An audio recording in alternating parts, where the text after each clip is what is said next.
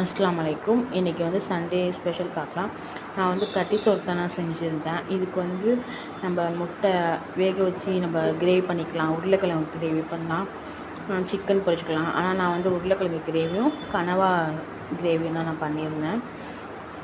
நல்லாயிருக்கும் சைடிஷ். இது எப்படி செய்யலாம் அப்படின்னு சொல்லிட்டு வாங்க பார்க்கலாம். அதுக்கு கடுகு, கருவேப்பிலை, பூண்டு, காஞ்ச மிளகாய் வச்சு நான் வந்து தேங்காய் பாலும் புளியும் கரைச்சி எல்லாமே கட்டிப்பால் தண்ணிப்பால் எல்லாமே மெஷன் பண்ணி வச்சுருக்கேன்.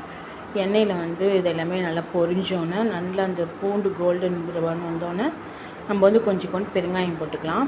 இதிலே வந்து கொஞ்சம் மஞ்சத்தூளும் போட்டுக்கலாம். மஞ்சத்தூள் போடாமையும் செய்யலாம், நல்லாயிருக்கும். ஆனால் மஞ்சத்தூள் போட்டால் கொஞ்சம் கலராக இருக்கும், அவ்வளோதான். நம்ம மெஷர் பண்ணி வச்சுருந்த தண்ணி அள்ளி ஊற்றி உப்பு போட்டு இந்த நுர தள்ளும் போது நம்ம அரிசியை கொட்டிக்க வேண்டியதான்.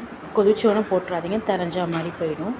போட்டு நல்லா கொதிச்சு இந்த மாதிரி வந்தோடனே தம் போட்டு திருப்பி விட்டிங்கன்னா சூப்பராக இருக்கும். கண்டிப்பாக ட்ரை பண்ணி பாருங்கள்.